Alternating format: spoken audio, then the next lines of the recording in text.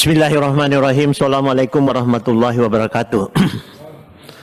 Pimpinan dan seluruh anggota yang saya hormati, Pak Dirjen, Kepala Angkasa Pura I, Angkasa Pura II, dan seluruh jajaran yang hadir pada kesempatan sore hari ini.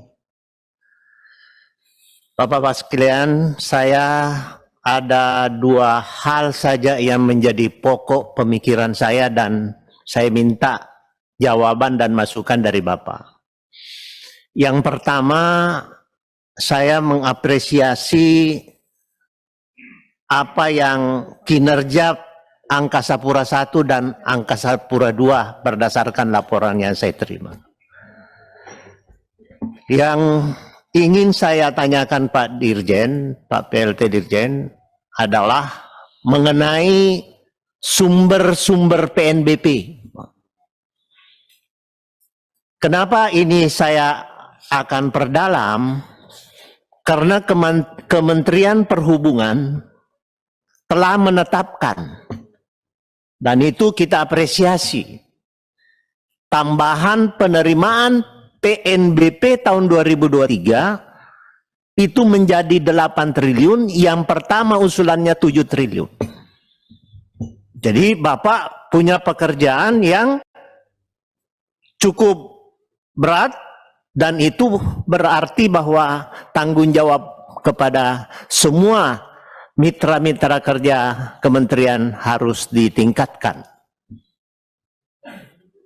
Nah, saya mendapatkan catatan sebenarnya bahwa sumber PNBP dari Angkasa Pura I dan Angkasa Pura II hanya sifatnya konsesi. Benar nggak seperti itu, Pak Dirjen? Konsesinya itu dihitung dari mana? Karena berdasarkan perjanjian kontrak, di perjanjian kontrak itu Pak Dirjen, pada pasal 4, pasal 5, dan pasal 6, semua sudah dicantumkan jenis konsesi dan jenis penerimaan negara bukan pajak di situ. Tolong perhatikan hal-hal yang saya sampaikan tadi. Di situ sudah di pasal 5 ruang lingkup perjanjian itu, misalnya saya ambil contoh. Huruf A, fasilitas untuk kegiatan pelayaran, pendaratan, lepas landas, dan seterusnya. Itu dalam kontrak loh, Pak. Ini yang harus kita kerjakan dengan baik, kerjasama dengan PT Angkasa Pura untuk merealisir itu.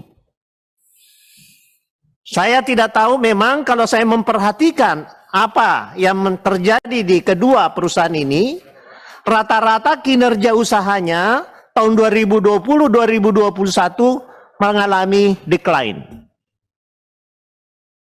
Memperhatikan ini, revenue-nya Angkasa Pura I 5,8 2020, revenue-nya 2021 5,4, padahal cost-nya juga lebih tinggi daripada itu. Pasti rugi, Pak ya.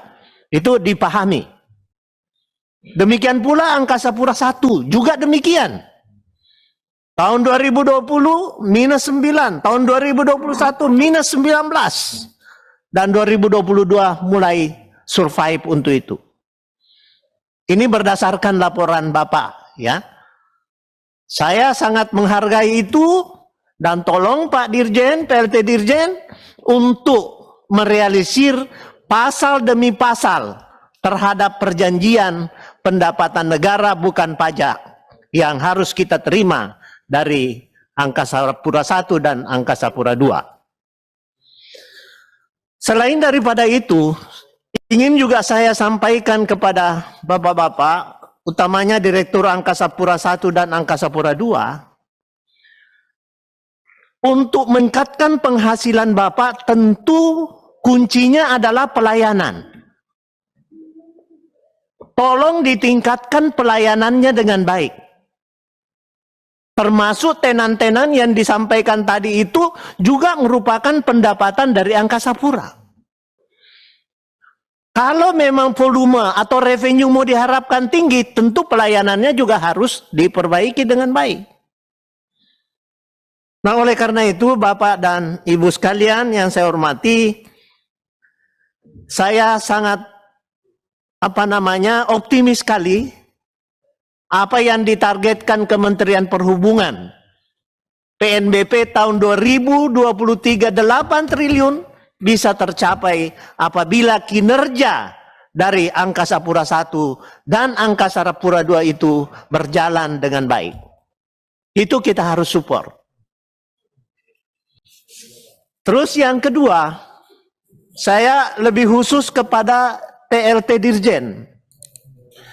Salah satu bandara di Sulawesi Selatan, Pak, tutup sekarang. Yaitu Bandara Arupala Selayar, stop penerbangan. Sejak yang namanya Kopik sampai sekarang ini belum terbang-terbang. Pertanyaan saya, apakah demikian dibiarkan seperti itu saja? Atau ada cara lain? Dan saya kira perlu disubsidi karena itu adalah perintis. Jangan dibiarkan bandara itu tutup, Pak, sampai detik ini. Nah, oleh karena itu, saya menitipkan hal ini kepada PLT Dirjen, mungkinkah itu disubsidi, terutama mendekati maskapai-maskapai yang bisa menerbangkan pesawatnya ke sana. Kadangkala kalau tidak cukup penumpangnya, Pak, ditunda lagi, didelay lagi, tidak berangkat. Padahal investasi bandara juga itu sudah cukup besar di sana. Alangkah mubasirnya kalau tidak ada atensi dari pemerintah untuk memberikan subsidi kah ataukah dalam bentuk apa saja sehingga penerbangan itu bisa terlaksana lagi seperti biasanya. Saya kira itu saja yang ingin saya sampaikan. Catatan kecil buat Angkasa Pura I dan Angkasa Pura II, tolong ditingkatkan UMKM di situ, Pak. Dalam hal tenan-tenan, ya. Jangan lagi Angkasa Pura membuat anak perusahaan lagi. Karena ya boleh saya katakan di sini kalau proyek-proyek besar yang kerjakan hampir anak perusahaan Angkasa Pura itu sendiri. Ya tolong dilibatkan UMKM, apakah itu di bidang konstruksi atau di bidang tenan-tenan dan konsumtif. Saya kira ini yang bisa saya sampaikan. Mohon maaf, lebih dan kurangnya saya sampaikan. Terima kasih. Assalamualaikum warahmatullahi wabarakatuh.